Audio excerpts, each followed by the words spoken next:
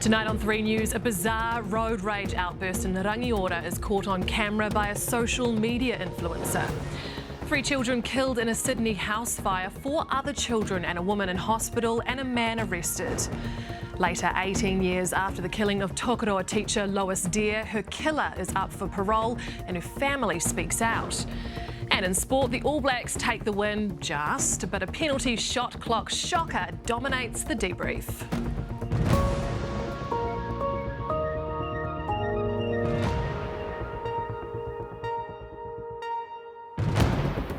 Tēnā tātou katoa, maloilele, good evening.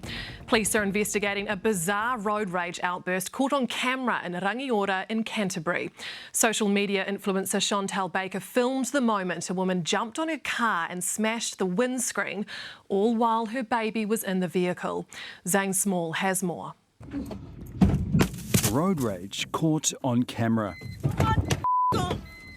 The occupant of the targeted vehicle, Chantal Baker, a social media influencer who gained a significant online following during the anti-mandate protest at Parliament in 2022. We're going to go and try and find people to chat to. The daughter of former New Conservative leader Leighton Baker, Chantal told us she shared the road rage video with her tens of thousands of followers to get accountability. The windscreen breaking, I had glass in my hands from it that I was just kind of running through a process of what do I do next? How do I get away from these people? A witness told us she'd seen the attacker driving at speed and that she appeared to be angry at Baker for slowing down after another driver didn't merge properly. Looked like from my rearview mirror that when Chantal was driving slower, the blue car keeps on pressing their gas and then tailgating her. Police are still in the early stages of investigating, but they did share with us a similar understanding of what happened, that it all kicked off after a car failed to merge correctly.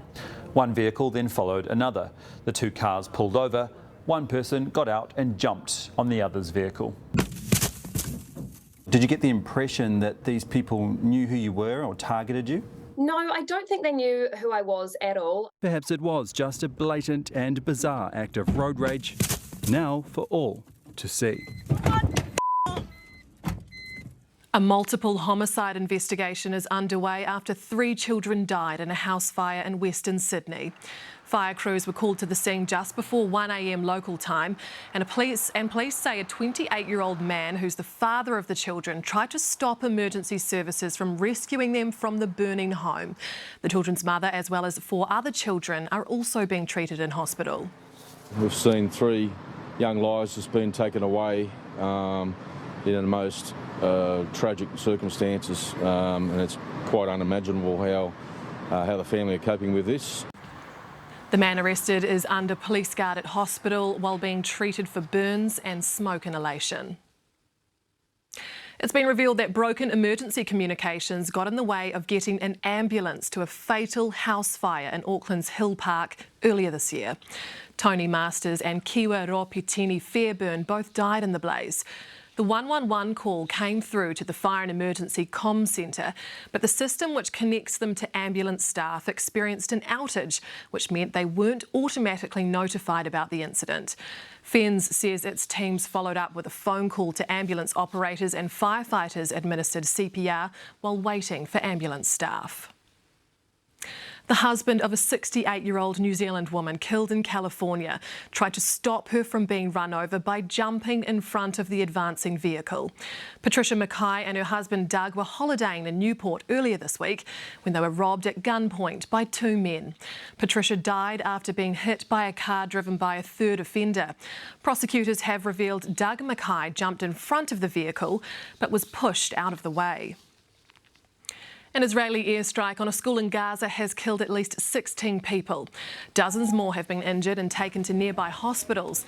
The Israeli Defence Force says it hit several terrorists working in structures near the school. Meanwhile, Hamas has given initial approval to a US-backed ceasefire proposal, dropping a key demand that Israel commit to a complete end to the bombardment.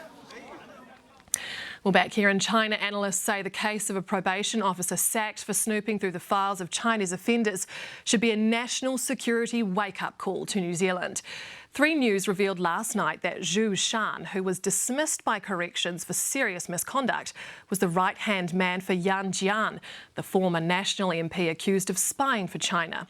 Investigations journalist Paula Penfold has more. Former MP Yang Jian not home to take questions about his links to Zhu Shan, a probation officer caught trawling through thousands of pages of Chinese offender files. Zhu was sacked, case closed. But the corrections investigation found no evidence that he'd passed any information on. It's not good enough to say, well, we don't know that this is a case involving the Chinese intelligence services or their proxies. Don't know should be scary to our national leaders and our political leaders. Zhu told us he was looking at the files for study to get better at his job. I was training to be a probation officer at that time, okay? The more I studied with real cases, the better. Is that plausible? Pro-democracy campaigner Freeman Yu doesn't buy it. He told me, personally, I think Zhu Shan is a spy and he would be searching if any of these Chinese guys are the names of people wanted by the Chinese government. And now, with the revelation that Zhu worked for 9 years with former National MP and alleged spy Dr. Yang Jian. Are you a spy? Have you ever been a spy? No.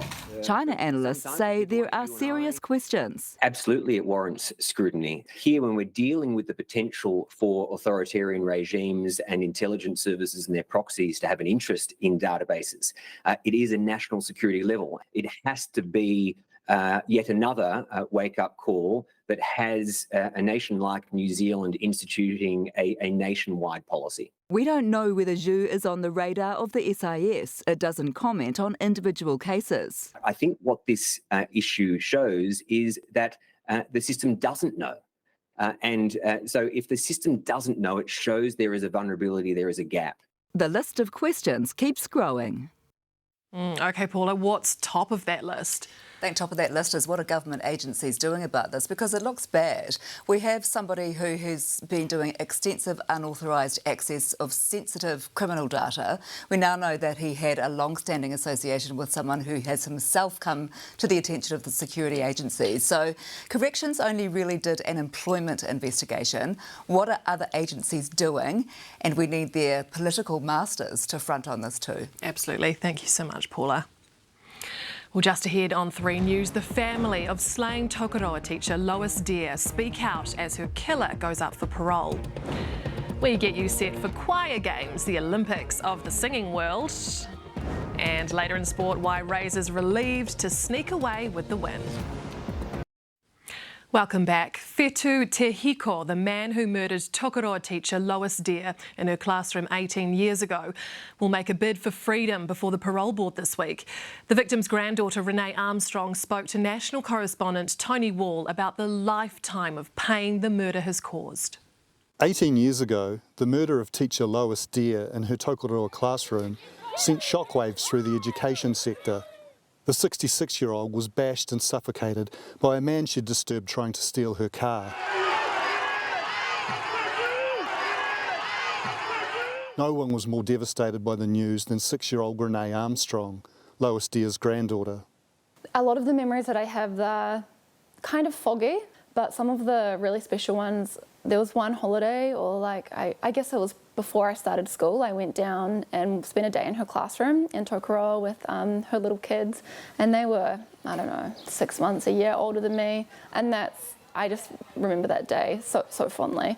After my nana died, I started developing really bad nightmares. I was having the same recurring dream of the way that she was killed.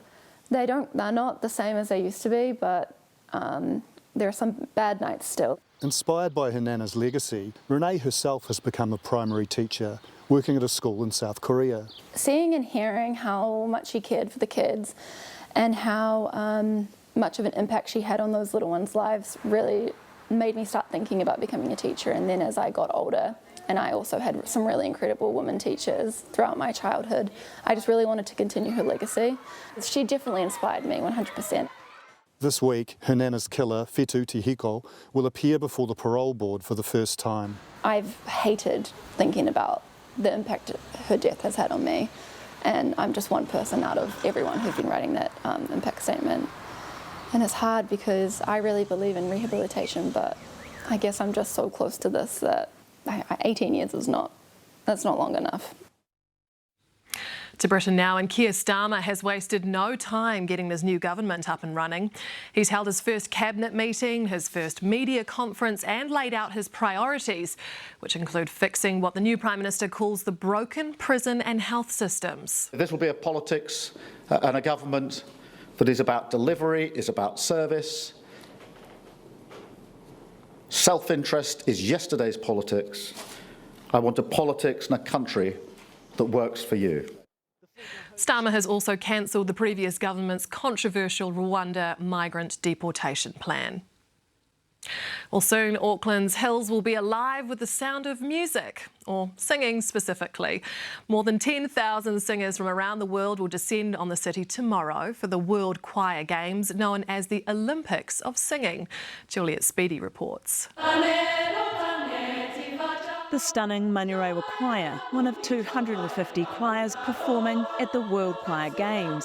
The Games will see 11,000 singers descend on Auckland from 40 countries the world over. The World Choir Games is the largest competition and festival in the world. Competitions take place over the next week. Singers actually like to compete. But it means far more than the competition to these young singers. It's the same thing that our ancestors once did, and just for us to perform it on that and be given the opportunity to perform it on that stage for the whole world to see, it's just such a good opportunity. We know for sure that our cultures are slowly fading away, but we try and keep that by singing our songs. For me, it's the harmonies. I really enjoy hearing the harmonies and hearing like different voices blend together. I just tell them, hey, we are competing against the world. Yes, it's the world. So that's how good you guys are. So it's really humbling to be a part of it. They'll be judged by 36 jurors from all over the world, including Cantabrian Andrew Withington. This is like the Olympics for choral and vocal music. There's going to be an opening and closing ceremony. A harmonious event, full to the brim with harmonies. Best of luck to them. Well, Ollie's here with sport, and sheesh, those All Blacks got the heart racing last night. Yeah, did they what? Welcome to Test Rugby, Scott Robertson. That was not easy at all, but also not unexpected, really, Laura. The All Blacks do traditionally start the Test season relatively slowly. There's always a little bit of rust to start the year. You compare that with England. They've been together much longer. They know their game. They're coached very well. So not overly surprising that there was a little bit of rust for the All Blacks. Crucially, though, they got the win, and Scott Robertson was at his animated best as his team were put to the test by England. We hear from him and also get reaction to the penalty shot clock incident involving Damien McKenzie. And England's flawless penalty shootout performance sends them into the Euro 2024 semi-finals.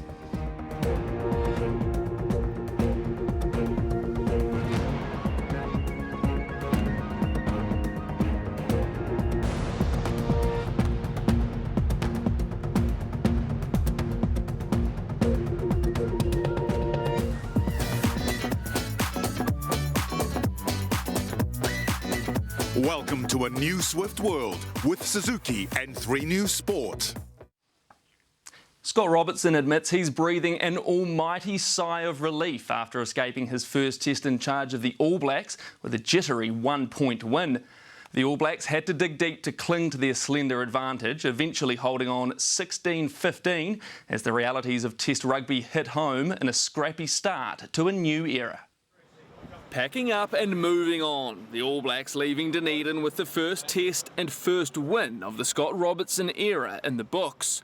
A test that wasn't always comfortable watching. I don't know if you saw me whack that wall behind me a couple of times. I tried to, in reflection, I probably could have breathed through that. The usual first test rust was clear as the All Blacks got a timely reminder about the challenges of international rugby. It definitely wasn't Super Rugby, was it? Especially when you get into a 2 or 3 phase, then they'll kick.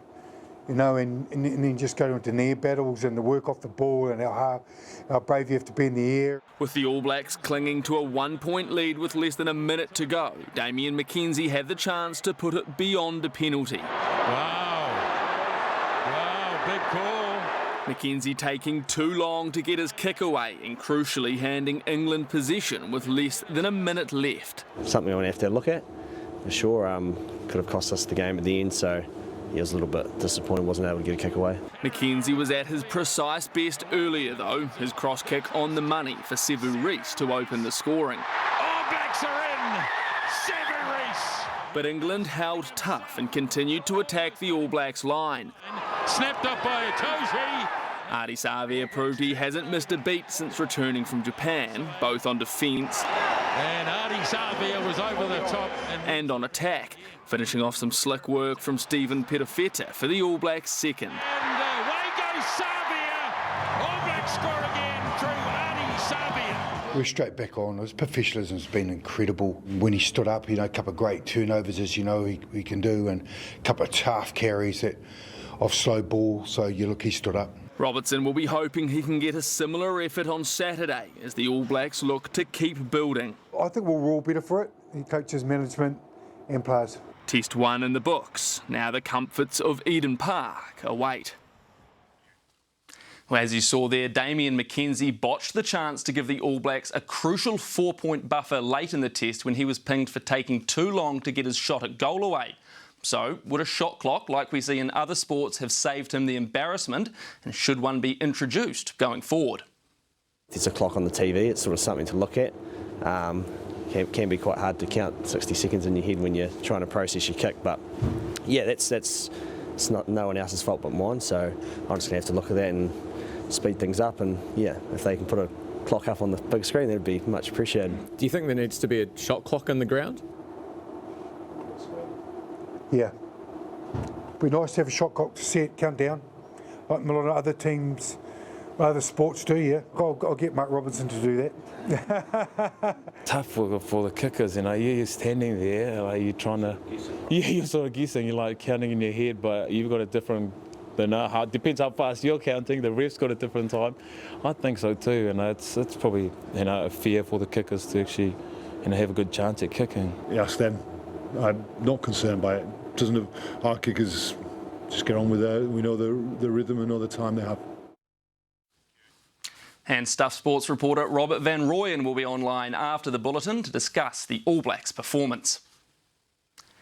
Last night, a new era began for the Wallabies as they started life under former All Blacks assistant coach Joe Schmidt. Taniela Tupou had the first try of the new season from close range for the Wallabies before the backs set the game alight in the second half. Firstly, winger Filippo Dangunu crossed on the back of a well-rehearsed move before Tom Wright scored what could be an early candidate for try of the season. Wright cuts crossfield, right dummies and goes straight through. I think he'll be quick enough to go all the way. Oh, Tom Wright! The Wallabies winning 25-16. The world champion Springboks also started 2024 with a win, beating Ireland 27-20 in Pretoria.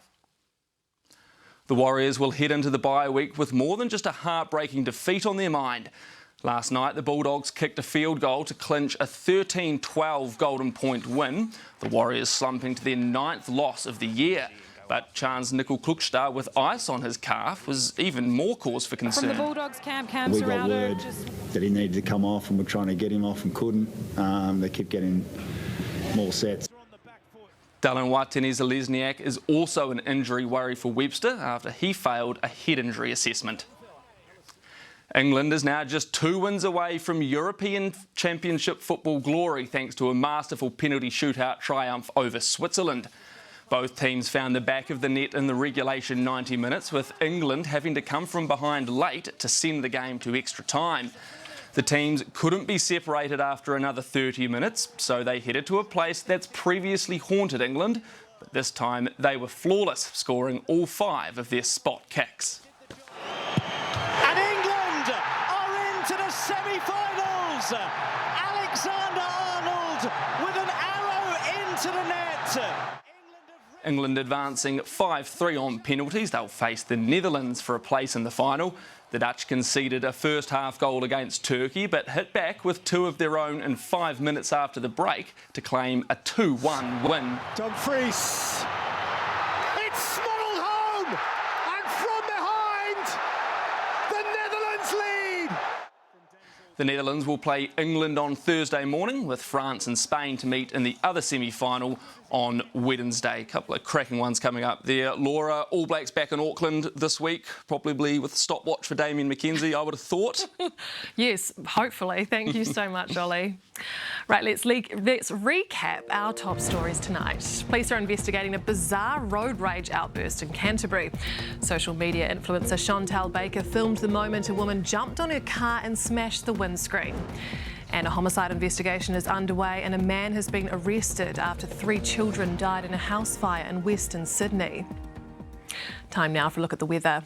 The southwest flow dies out late tomorrow as a ridge of high pressure builds over the country from the Tasman Sea. This high pressure system looks set to anchor up and dominate right through to next weekend. A few showers about the far south, fine elsewhere with areas of morning frost and fog. Mainly fine out east, a few showers over western Northland with southwesterlies. Partly cloudy with a chance of a shower for northern areas here, fine in Whitianga and Hamilton, but expect fog in the morning. Tupou, you've got a chilly night ahead, reaching -1. Morning fog for you, Tokoroa and Rotorua, then mainly fine with light winds. Fine here in Gisborne, those southwesterlies will ease. Hawke's Bay expect westerlies, and Masterton you'll have cold southerlies developing.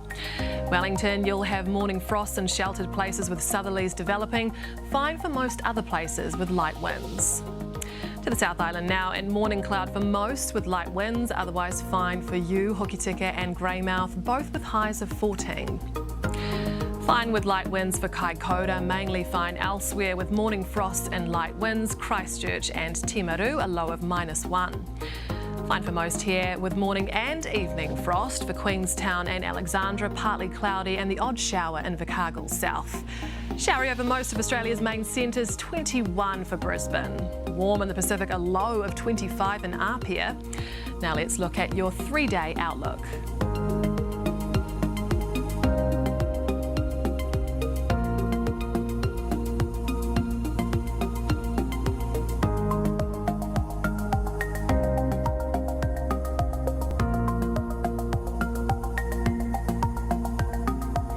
That's 3 News for tonight. Thanks for joining us. You can get in touch with us by emailing newsroom@stuff.co.nz or head to the Stuff website. Sam will be in tomorrow with your news. I'm Laura Tupou. We'll leave you with these images from an early morning midwinter swim at Sumner Beach in Christchurch. This intrepid group raising money for a defibrillator for Māori.